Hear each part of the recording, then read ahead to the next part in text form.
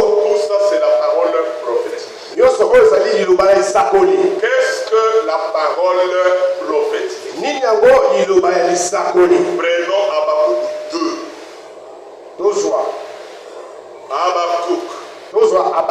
C'est dans l'Ancien Testament.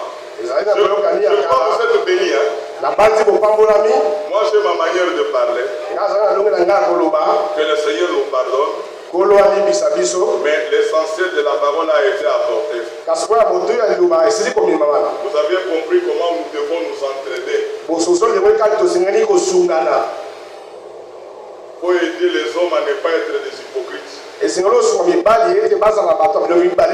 faut les aider à être des croyants. Des hommes sérieux. Et quand je prêche ça, je ne vous dis pas pour les jeunes de fuir l'assemblée. Vous devez croire la parole et aller de l'avant. J'étais une fois à Chikapa. J'étais dans une assemblée, une grande assemblée. Et cette assemblée, les problèmes qui étaient là, c'était les mêmes problèmes ici. Un pasteur monogame avec la bague. Mais vivant avec une autre femme. Et qu'ils avaient déjà fait 17 ans. Même 3 enfants sont nés. Mais il restait toujours calme et sans rien dire. Je lui ai dit, frère, attention, tu n'iras pas au ciel. Il faut parler, il faut faire sortir la chose à la couverte. Nous allions seulement prêcher la parole. Pendant 1 mois et 2 semaines. À notre départ, le frère s'est présenté officiellement. Et maintenant, il est entré. Mais il y a eu un groupe qui s'était sorti. Mais le groupe qui était parti, Dieu a ajouté encore le même groupe qui était parti, mais x3. Et l'assemblée est grande. C'est pourquoi les histoires là, il faut toujours mettre la vie au clair. Ça doit être calme. Et la bénédiction sera là. Pas ça, frère, c'est d'or. Et vous verrez que ceux qui vont regretter, ils regrettent. Et ceux qui vont croire, ils croient. Il faut tirer attention. Ce n'est pas ça, frère Rock. Parce que frère Rock, c'est depuis Bushman. Frère Rock connaît qu'il y avait des femmes qui venaient du Katanga. Et ne croyaient pas ça. Quand ils attendaient seulement, on dit que l'homme peut ajouter, toutes les femmes étaient fâchées. Il commençait encore à influencer même des femmes de Kassai. Mais la parole de Dieu était restée efficace. Et les gens ont cru la parole. Même ici, on ne combat jamais les seigneurs. Alléluia. Amen. Il faut se regarder en face et dire soit vous croyez, soit vous ne croyez pas. Et le Seigneur va vous bénir. Allons de l'avant. Apocalypse 2. Habakkuk 2. À partir du premier verset. C'est le prophète Habakkuk qui parle. J'étais à mon poste. Et je me tenais sur la tour.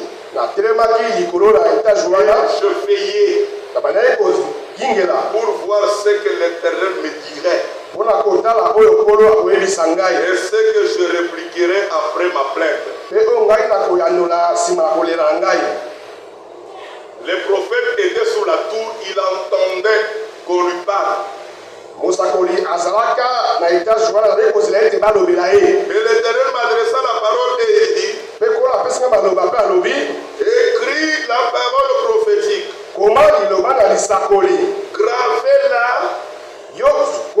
Gravez-la sur des tables.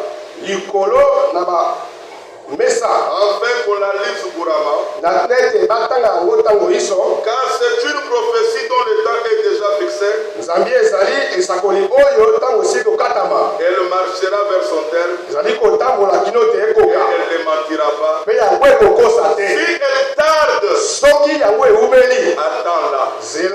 Car elle s'accomplira. Elle s'accomplira certainement. C'est ça la parole prophétique. Vous savez, Dieu, quand il veut parler aux hommes sur la terre, c'est parce qu'il a affaire avec ces hommes-là. Comme Dieu a affaire avec toi, Dieu ne peut pas se tenir dans l'air, il commence à parler. Suivez-moi très bien. Dieu ne viendra même pas en songe pour te parler. Parce que hier je discutais avec quelqu'un qui me disait que Dieu parle même en songe. Les songes et le songe, le rêve et de vision, le Seigneur le donne quand le prophète n'est pas là. Quand le prophète est là, Dieu parle dans ces choses à travers le prophète.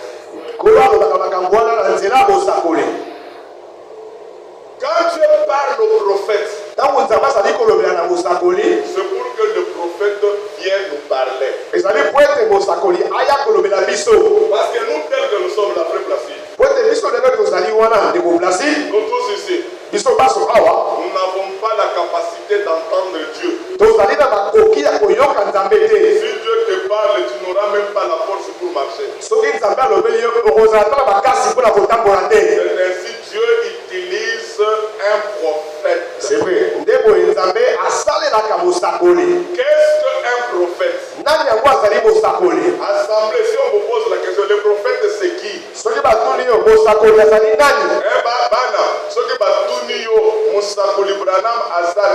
Les enfants, si on vous pose la question, qui est le prophète Branham?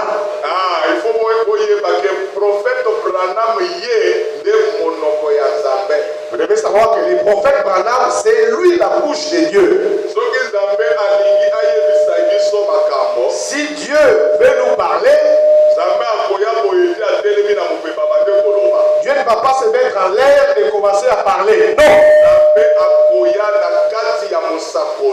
Dieu va venir à travers son prophète. Il montre à son prophète les choses qu'il veut faire. Et il donne à ce prophète le message. Il dit à ce prophète, vas-y et annonce ça à mes enfants. Et lorsque le prophète viendra, il va dire, ce message ici ne vient pas de chez moi-même. Il va dire, je suis venu avec le ainsi dit le Seigneur. Le ainsi dit le Seigneur est ceci. Et lorsqu'il nous donne ce message-là, c'est ainsi que nous disons que la bouche de Dieu a parlé. Ça veut dire le prophète, c'est lui la bouche de Dieu. Amen. Amen. Encore amen. Amen. Liloba. Est-ce que vous connaissez dans la parole, dans Luc chapitre 4, dans Luc, quand le diable a causé avec Jésus-Christ, Jésus lui a dit, et le diable lui a dit, change le pain ici, et le pierre, ça devient le pain que tu manges, tu as faim. Quelle est la réponse que Jésus lui a donnée? L'homme ne vivra pas de pain seulement. C'est-à-dire que ceux qui allaient lipa, l'homme s'il mange le pain, attaque chikwanga, ata fufu, même de foufou, il ne vivra pas. Et Seigneur a continué à coller en gros. Il faut qu'il continue à manger cela pour les corps. Mais pour vivre éternellement, mais pour qu'il vive éternellement, Seigneur a Il faut qu'il mange de lui-même à partir de la bouche de Dieu. C'est-à-dire que la nourriture qui vient de la bouche de Dieu. La nourriture qui vient de la bouche de Dieu, c'est l'ainsi dit le Seigneur. Prononcé par les prophètes. Ce n'est pas la parole du prophète. C'est la parole de Dieu. Il a donné à son prophète. Pour que les prophètes puissent l'annoncer aux enfants de Dieu. Exode 20. Exode 20. Au mini. Exode 20. Exode 20. Exode 20, verset 19. Écoutez l'écriture là-bas. Il dit à Moïse, parle-nous toi-même. Et nous écouterons.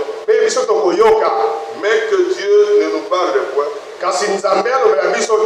de peur que nous ne mourons. Les enfants de Dieu. Les enfants d'Israël. Les enfants d'Israël. Alléluia. Amen. Ils étaient au désert. Dieu avait dit à Moïse, aujourd'hui je vais parler avec eux. Réveillez les frères là. Bon sommeil. Bon sommeil. Dieu, il voulait parler. Dieu a commencé à descendre. Quand il est descendu, il y a eu de flammes de feu. Il y a eu des tonnerres. Il y a eu des tremblements de terre. Les enfants ne supportaient pas. Ils ont dit, nous risquerons de mourir. Moïse, que Dieu te parle de toi.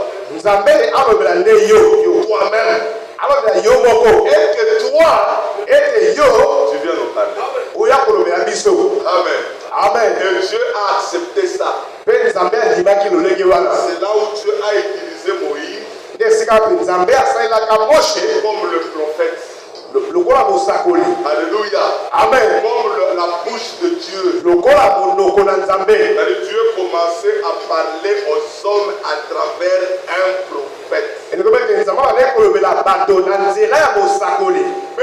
prophète,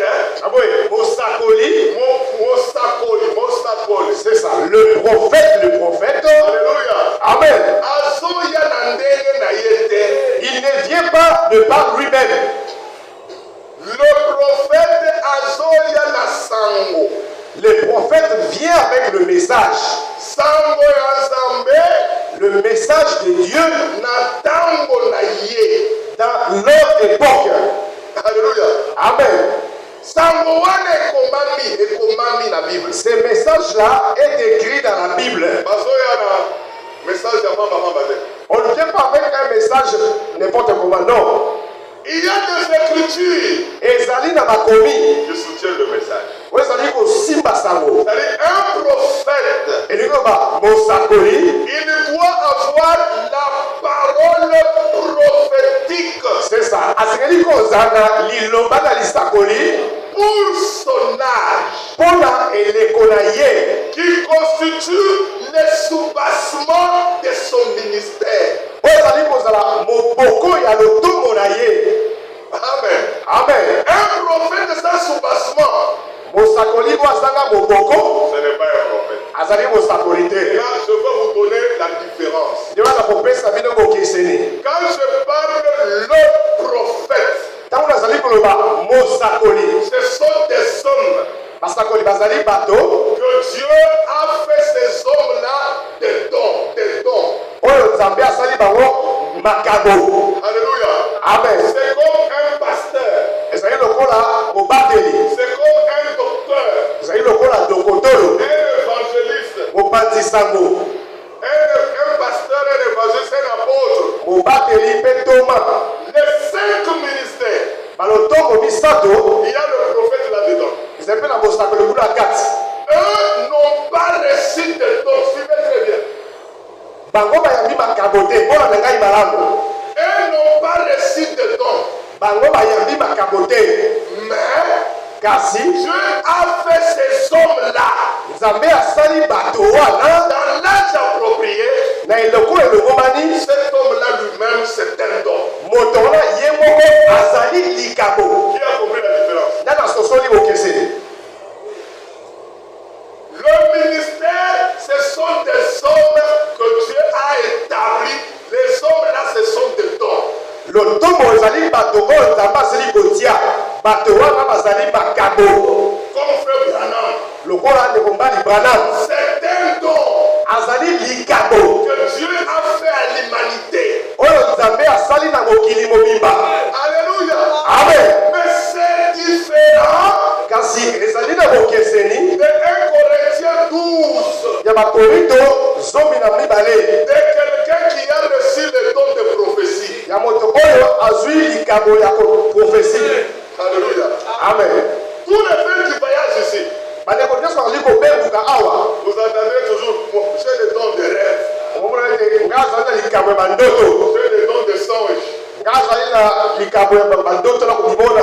j'ai le don de prophétie. Nga azali na likabo ya lisakoli. Tu as reçu le don, bien sûr. Yo ozwi likabo iyo. Alléluia. Amen. Mais c'est différent de frère Branham. Kasi ezali na bokeseni na ndeko Branham. C'est différent de l'apôtre Paul. Ezali na bokeseni na towa Polo. C'est différent de Pierre. Ezali na bokeseni na Petro. Parce que eux-mêmes Po ete bango moko étaient des dons. bazalaka makabo. C'est ce qu'Éphésiens 4 dit. Dieu a fait des dons aux hommes. Yango baefeso abine ete Nzambe asali na bato makabo. Il a fait des hommes dons. Ye asali bato makabo. Mais ces gens-là, Kasi bato wana on ne peut pas les mettre au test. tokoki komeka bango te. Parce que Dieu Po ete Nzambe l'a envoyé ya tindaki bango avec une base des Écritures. na moboko ya liloba. Est-ce que vous comprenez ça? Ososola yango Prenons l'exemple de Jean-Baptiste. soko ozwi ndakisa Yohane Mobatizi. On a posé la question à Jean-Baptiste Baputuli mutuna na Yohane Mobatizi. dans Jean chapitre 1 à partir du verset 40. Na Yohane ya yango bolongo ya 40. Qui es-tu? Yo ozali nani? Es-tu le Christ? Ozali Kristo? Il a dit non. Alobi te. Es-tu le prophète? Ozali mosakoli? Il a dit non. Alobi te. Mais qui es-tu? Kasi yo ozali nani? Jean a dit, je suis la voix de celui qui crie dans le désert. Abete nazali mongongo yango ezali koganga na esobe. Ils ont pris le livre d'Esaïe. Bazwi mokanda ya baesaya. Ils ont vu qu'il y avait une prophétie, Bamoni ete ezalaka na lisakoli moko. une promesse Elaka moko. qui annonçait qu'une voix va venir, commencera à crier dans le désert. Mpe bazali kosokola ete mongongo moko ekoya ekoba koganga na esobe. Quand ils se sont approchés, Ntango bango bapusani pembeni. ils ont entendu que Jean disait que préparez le chemin, Abike tona soki bati bobongisa nzela. aplanissez les sentiers, Bobongisa nzela. aplanissez les vallées. Bobongisa bisika ozali mabe. C'était comme ça, non? Ezalaka moko te. Quand ils ont lu Esaïe, Ntango batangi Esaya. c'était la même chose comme l'annonce annoncée.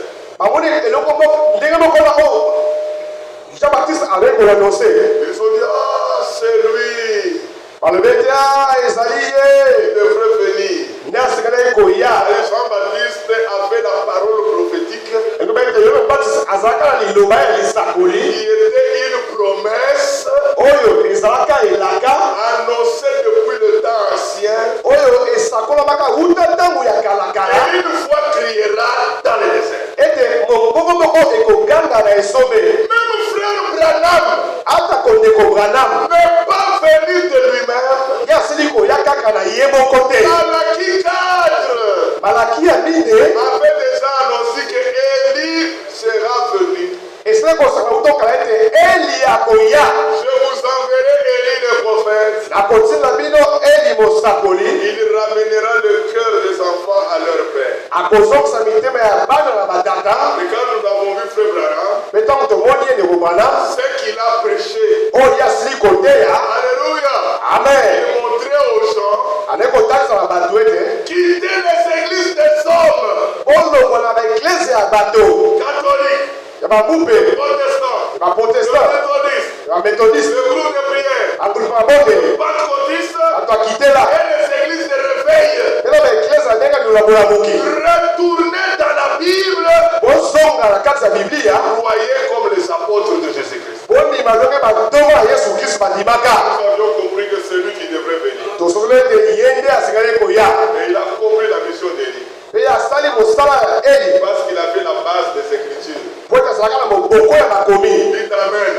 Amen. Puis on ne peut pas l'amener au test. Maintenant, Maintenant, tous les frères ici, le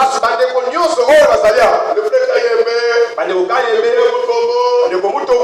Sylvain, tous ceux qui se disent des prophètes, d'autres même vous les avez dans votre maison.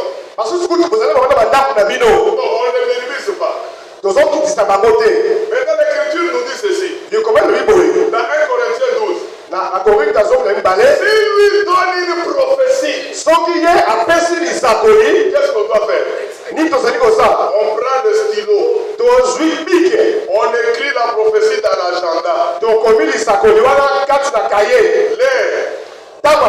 Le jour qu'il a donné, maintenant on commence à regarder.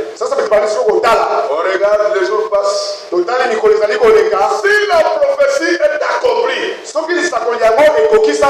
dit gloire au Seigneur. Si cela n'est pas accompli, l'Écriture dit oubliez-le. Vous avez compris, frère? Oubliez-le. C'est ainsi que vous devez savoir faire la différence entre quelqu'un qui a reçu le don de prophétie et celui qui est venu comme prophète, comme don.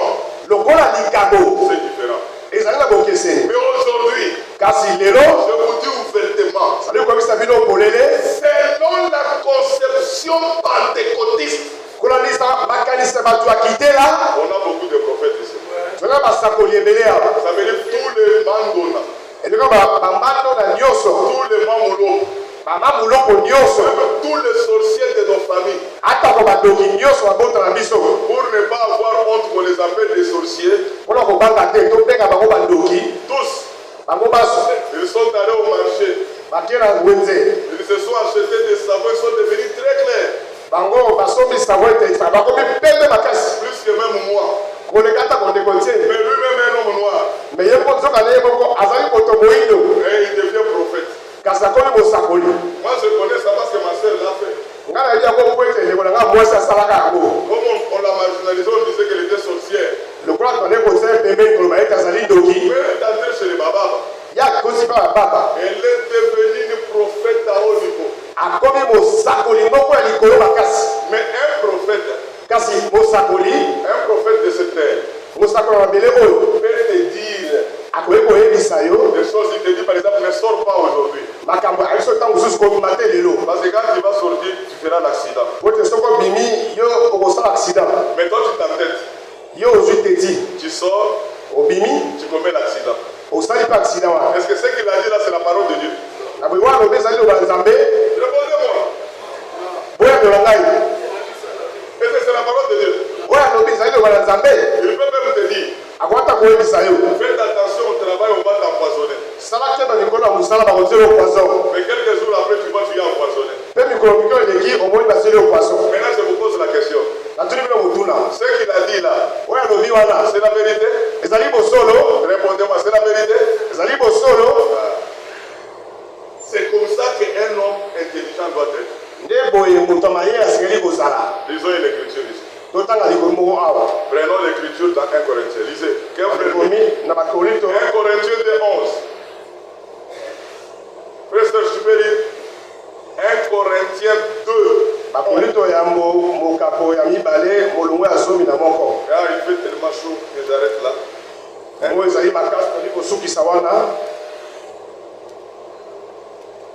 Lisez.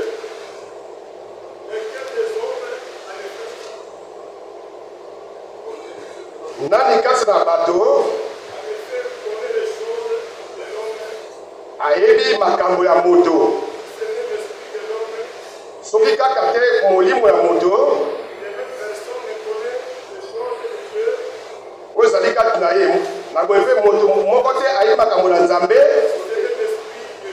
soki kaka molimo na Nzambe. Prélis ça bien. Vous savez la parole. Lesquels des hommes, C'est une question qu'on pose. Lesquels des hommes en effet, connaît les choses de l'homme, si ce n'est l'esprit de l'homme qui est en lui. De même, personne ne connaît les choses de Dieu si ce n'est l'esprit de Dieu en lui. Si vous voulez connaître les choses de Dieu, c'est ça. Soki bolingi koyeba makambo ya Nzambe, il faut que l'esprit de Dieu habite en toi. c'est ça. Et c'est que molimo na Nzambe efanda kati na yo. Si tu n'as pas l'esprit de Dieu, Soki yo zali na molimo na Nzambe te, tu ne connaîtras jamais les choses de Dieu. okotikala ata ko mokolo moko te koyeba makambo na Nzambe. L'homme Moto qui a l'esprit de l'homme, oyo azali kati na ye na molimo ya moto, c'est lui qui connaît les affaires des hommes. ye nde ayebi makambo ya bato. Dites amen. Amen. C'est la parole. Ezali liloba. Oh, nayebisa yo, yo oza na motungisi ebele na famille na yo. Oh non, je vais te dire que toi, tu as beaucoup de problèmes, tu as beaucoup de dérangés dans ta famille. Libala na yo balingi yango te. On n'aime pas ton mariage. Bato mingi baza jaloux na libala wana. Plusieurs personnes sont jalouses de ton mariage. Tango ozosambela, Lorsque tu pries, mingi zwa mai obwaka, souvent il faut que tu prennes de l'eau, que tu jettes, zwa mungu obwaka. que tu puisses également jeter le sel. Ce sont des histoires que vous connaissez. Ezali makambo bino boyebi. Je vous pose la question. Et c'est la parole de Dieu. Na tuna mutuna, wana ezali liloba na Nzambe. C'est l'esprit de l'homme. Ezali molimo ya moto. Ndenge naza, Comme je suis ici, vous venez me prophétiser, il faut tirer attention avec frère Chamboul. omona nga na sakolo ete sala keba na ndeko shango. Bon, dans quel état vous me mettez moi et frère Chamboul? Lolenge nini ozali kotia ngai na ndeko shango. Ce n'est pas l'esprit de Dieu. Ezali molimo na Nzambe te. C'est l'esprit de l'homme. Ezali molimo na moto. L'esprit de Dieu Molimo na Nzambe parle de la parole de Dieu. ezali koloba na oyo etali liloba na Nzambe. Et la parole de Dieu édifie. Mpe liloba na Nzambe ezali kotonga. Édifie l'assemblée.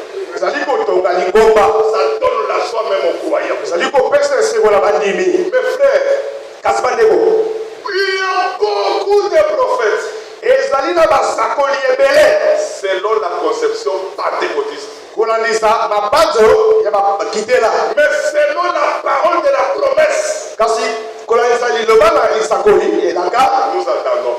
tozali kozela. Nous attendons Tozali kozela que les vrais prophètes viennent. ete mosakoli ya solo aya. J'ai un ami, hein. Zala moninga na On moko a grandi ensemble, il est mon voisin. tokolaki na ye lengo ye tofandaki na esika moko. Hier, là, je suis allé chez lui. Lobi nake epai na ye tofandaka ne face à face. Oh, il me dit, frère, quand je dormais, je rêvais. Abi ndeko ntango na ye kolala ngai nalotaki Je lui ai seulement posé un vieux. Hein. azali mokolo natuni ye kaka motuna. Je lui ai dit, qu'est-ce que ta femme t'a préparé aujourd'hui? Natuni ye nini yango mwasi na alambelaki yo mokolo wana. Il a préparé des haricots. Abi alambelaki nga madesu. Après, il me dit, ah, ma femme prépare bien l'haricot. Hein. Abi mwasi na nga alam somo na madesu. Je lui ai dit que tu as mangé beaucoup d'haricots. elise yo liaki madesu wana mingi. C'est ainsi que tu as eu sommeil.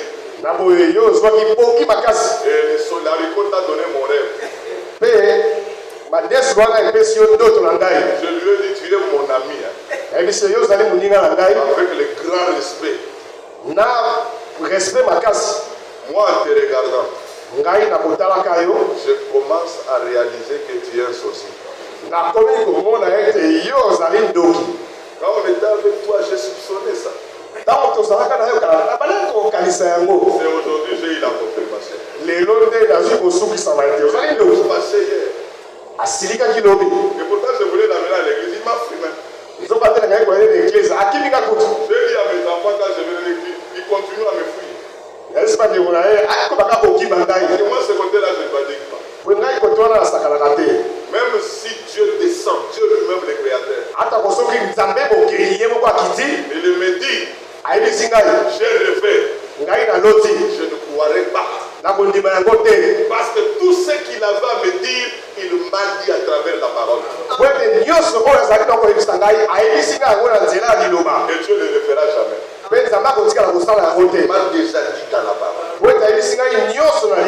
Dans la parole, il nous a montré comment faire la communion. Dans la parole, il nous a montré comment aller épouser. Dans la parole, tout est là. Cela ne demande pas qu'un prophète de ça. La parole prophétique, c'est une prophétie de l'écriture que Dieu a donné pour un temps fixé. Cette prophétie de l'écriture, c'est une promesse qui va se réaliser dans son jour. Et les paroles prophétiques, c'est la parole de Dieu qu'il a donnée à son serviteur pour l'annoncer dans un temps fixé. C'est ça la parole prophétique. Et les paroles de la promesse, dites amen. Parce que elle détaille la promesse pour notre temps, qui est la base de notre foi. Que le Seigneur vous bénisse.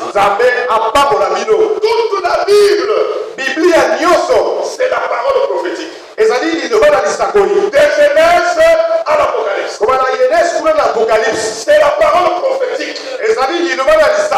Mais dans la Bible, à chaque âge, dans la parole prophétique, il y a la parole de la promesse pour ton jour. C'est ce qui constitue notre foi. Pour terminer, comme Dieu a dit, l'Israël a fait toute la parole de Genèse à Malachie.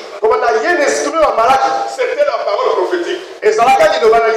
Mais le problème, ils n'ont pas compris la promesse spécifique. Ils avaient la parole générale. Mais la parole spécifique, c'est là où ils sont manqués. Et ils ont manifesté l'incrédulité. Même l'église, nous avons la parole générale, qui est la parole prophétique, qui est l'évangile du royaume. Mais au sein de l'évangile du royaume, il y a la parole de la promesse. Il doit être l'objet de ma foi. Ma foi doit être basée sur la promesse. Quand c'est cette promesse, mes frères, ma vie a un sens. Alléluia. Amen. Quand vous n'avez pas la promesse, votre vie n'a pas de sens. La vie a un sens.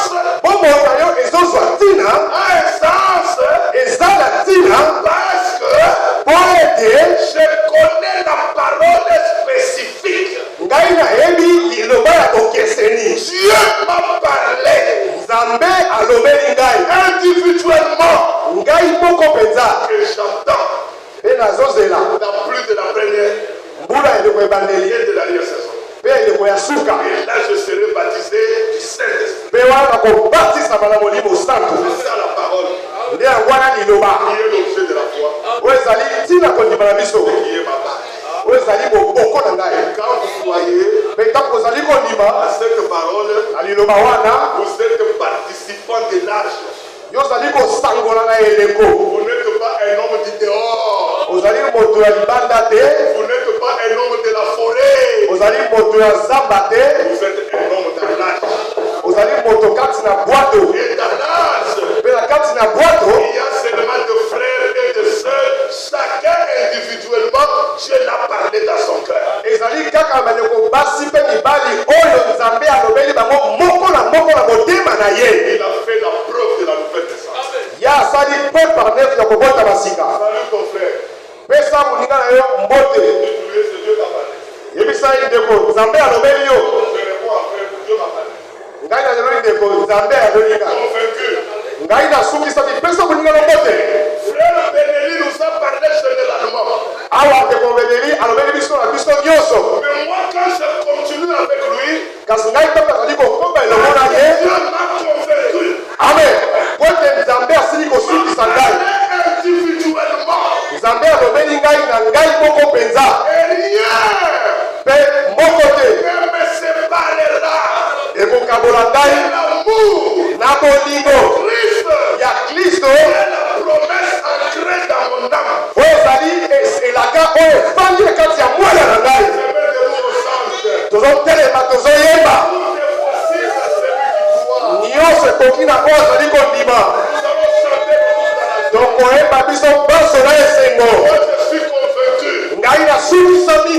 Si toi, tu n'es pas convaincu, Soki yo osukisami te c'est ton problème. ezali likambo na yo. Attends que Dieu puisse te convaincre. zela ete nzambe asukisa yo. Moi, Dieu m'a convaincu. Ngai nzambe asili kosukisa ngai Dans cet âge, na eleko oyo les combats peuvent soulever. bitumba toyi kotelema. Mais je ne combattrai jamais. kasi nakokunda te, Je n'insulterai jamais. nakofinga te, Je ne me bagarrerai jamais. nakokunda pe te. Parce que nous n'avons pas de force. po ete tozali na makasi te. Et notre force kasi makasi na biso est la parole de la promesse. ezali liloba ya elaka.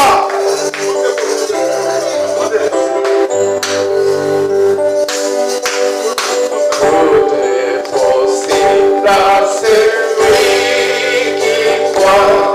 C'est la loi de la foi.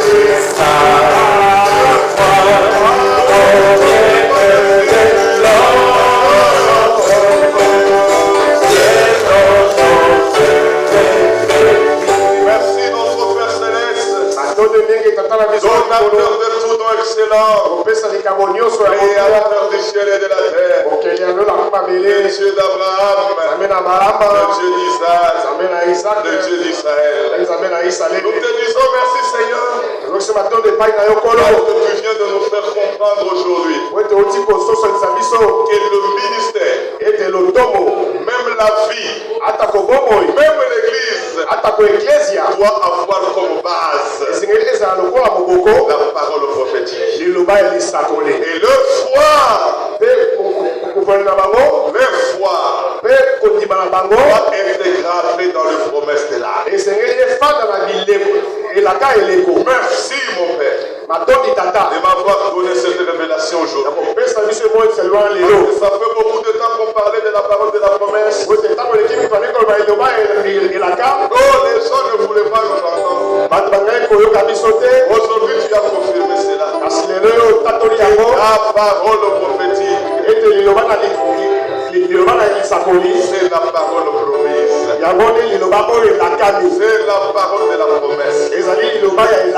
Merci notre Père. Tu nous as dit clairement que l'Israël avait toute la parole. Avec toute la parole prophétique. Le problème, c'était au niveau de la promesse de leur temps. C'est ainsi qu'ils ont manqué à y entrer. Mais nous aujourd'hui, nous avons compris ces choses. C'est mon bien-aimé. Et fortifie les âmes et le cœur de tout un chacun. Merci notre Père. Au nom du Seigneur Jésus. Amen. Amen. Amen. Maintenant ton problème à Dieu. Si le monde est privé, et tu vas vivre avec le moindre frère. Souviens-toi que Dieu là-haut prend soin des petits oiseaux. Abandonne tes fardeaux à ton sang. Laissez-les.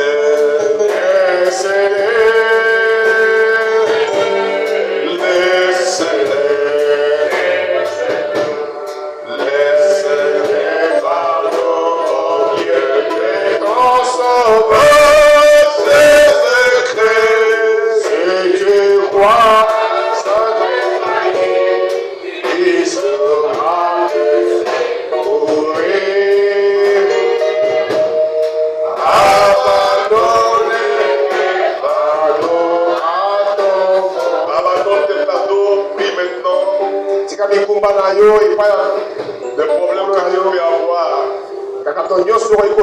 nos yeux sont fixés vers toi, Seigneur. Nos regards sont tournés vers toi. De la même manière que Moïse avait élevé le serpent des reins dans le désert, il en est de même aujourd'hui que le Fils de l'homme a été manifesté. Seigneur, nous tournons les regards vers la parole de Christ.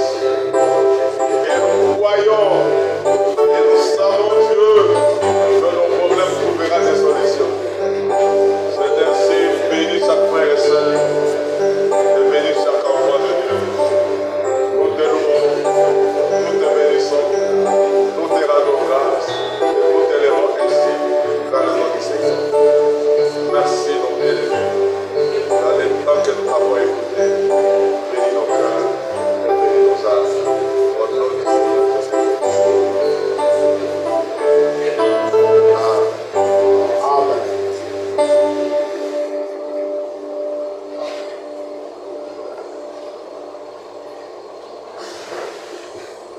Que le Seigneur bénisse notre frère Étienne.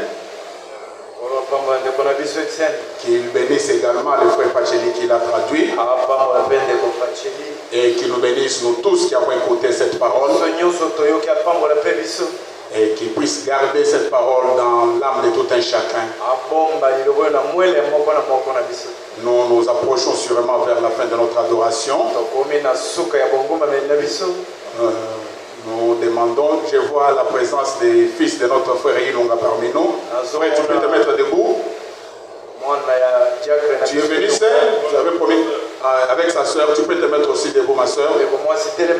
Que le Seigneur vous bénisse. Soyez le bienvenu parmi nous. Que ça ne soit pas la dernière fois, mais que ça soit seulement le commencement. Et nous espérons vous voir encore à la prochaine. Vous pouvez vous asseoir. Est-ce qu'il y a encore parmi nous des personnes qui ont prié avec nous pour leur première fois? S'il y en a qui ont prié pour nous pour la première fois, ils peuvent se tenir debout. Et nous allons vous saluer. Tomoni Bazate. Vous allez m'excuser, je suis habitué à traduire. Ils ne sont pas là. Ainsi, nous allons chanter. Et nous allons commencer à sortir. Que le Seigneur vous bénisse. Shalom, shalom.